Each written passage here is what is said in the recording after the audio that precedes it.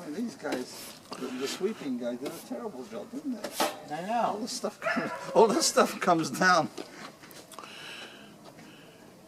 Do you want to bless this meet today and talk about this? So you're in charge of this again, what we have here? Well, what we have here is a treasure trove of attic finds and garage cleanings, and also some wonderful donations from members. And it's been accumulating for many months, and we're just anxious to turn it over to our followers. So, as usual, big flea market, better than ever. Come one, come all, support the cause. I fought it. I lost. So this is what we're going to do. Every time they every purchase that they make, not every item that they make, but every time they give it. So this is the line. You told me why you're here today. I'm a tourist. Okay, we like that. And what are you expecting to find here today? Lots of ham radio equipment. Ah, good choice. Welcome. Thank you. What do you gentlemen expect to find today? I have no idea. Oh, okay. Never been here. Oh. Is this your first time here? No, we've been here before. We're here at 2152 Central Avenue. It's now July 25th, 2015, and we are going to have a great radio day here. We've got a good crowd already coming in, and we're going to have our auction, our radio play, our orchestra concert, our flea market, and all these people are going to go out with their hands full of things, and they're going to leave money for our fundraising purposes.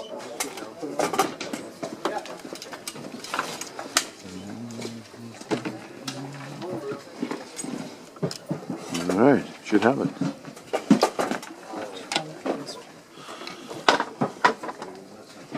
Squeeze me. Mm-hmm.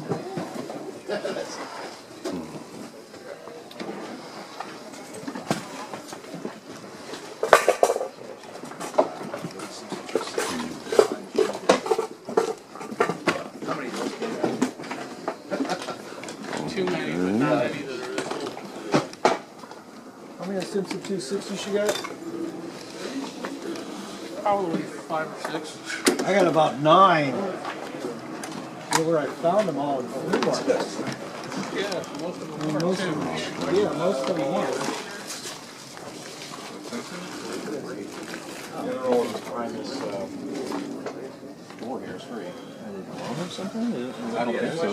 Okay, so I feel like this one is worth preserving. It's unusual, needs a lot of work, but I think it's worth saving. I was looking at that. I'm And the glad front is- someone's going to take that home. It's actually kind of rather rare, actually. When you say? It's a regenerative cross, right?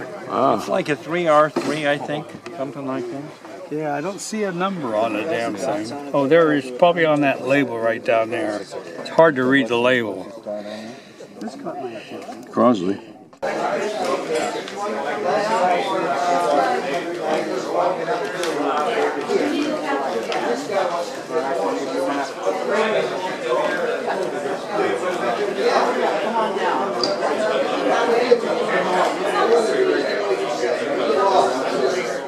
Such a deal.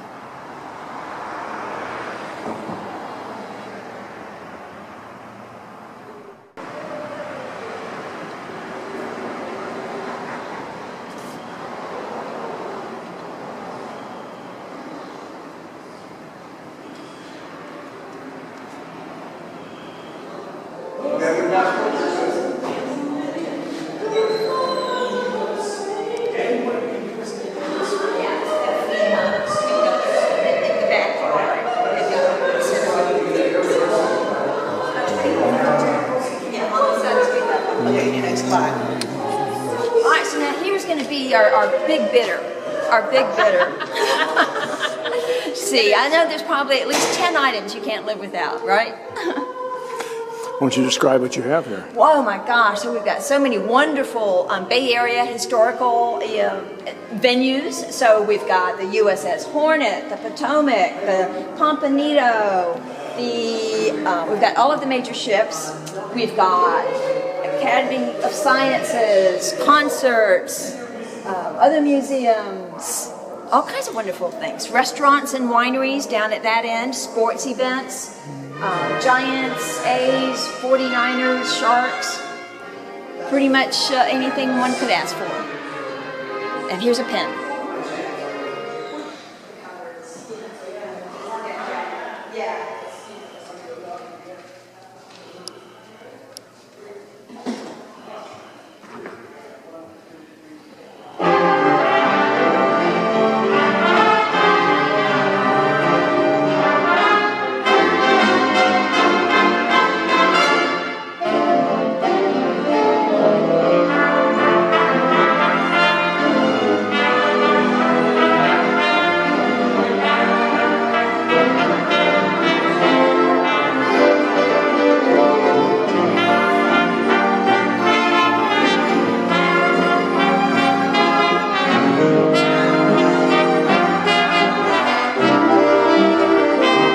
Everybody, I'm Dave Belici, and we're in charge of the live stream for the California Historical Radio Society Radio Day by the Bay 2015 special at the Kofman Auditorium here in Alameda. And we streamed early to catch all the rehearsal and other activities going on before the actual event begins here at the Kofman Auditorium here. Good morning. Good morning, everyone. I'm Steve Cushman, President of the California Historical Radio Society. Welcome to another Radio Day by the Bay. Thank you all for coming, and the reason we're here is to celebrate radio, to celebrate all things radio, and to help raise money for CHRS, one of the only organizations of its kind. There are many vintage radio organizations around the country, but virtually none of them are doing what we're doing as far as representing all things radio. We have the technology, we have the broadcasting, we have the programming, we have the people. We celebrate all things radio. Thank you for coming. I want to thank all of our special guests that'll be here today as part of the entertainment portion. The War of the Worlds people, the Golden Gate Radio Orchestra, and at this point, I would offer you to bid heavily and bid high because it's all for a good cause. And I'd like to open the show by introducing our Master of Ceremonies for the day, Mr. Alameda, KCBS's Stan Bunger. This Mr. Alameda thing has gotten me in trouble around town, Steve, so I'm going to have to ask you to tone it down just a little bit. But I am a proud Alameda resident and a proud member of the California Historical Radio Society, although those who are actually wearing the t-shirts and the badges are going, who is this guy? We never see him when the heavy lifting is being done. But one of these years, I promise, I'm going to get more heavily involved. And it's great to see those of you here to bid on the auction items, but also to welcome everyone who cares about radio to Alameda and specifically to Radio Central. You know, it's worth taking a moment and perhaps to take an extra moment or two to give thanks to people like Steve and Mike Adams and the rest of you who worked so hard to bring this museum to Alameda. And if you think of it, it was really just a year ago that everybody was breathing a big sigh of relief that something had worked out to save the CHRS and its mission. And now, from the top of the 5 stairs to the Kofman Auditorium, the California Historical Radio Society now proudly presents, for your enjoyment and entertainment, the Golden Gate Radio Orchestra.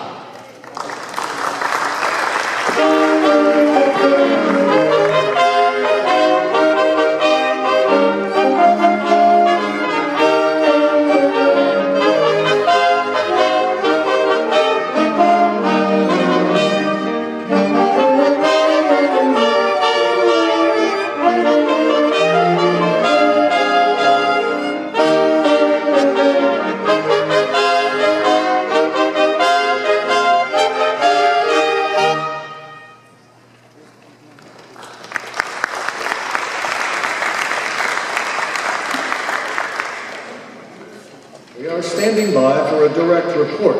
We have been able to contact KPEN's Terry Smith, who lives in the East Bay, and he's now on his way to the University of California at Berkeley with the KPEN stereo remote truck complete with equipment for two-channel stereo broadcasting. Right now, until that report is ready, we return you to Excursions in Stereo. We will capture for the Queen.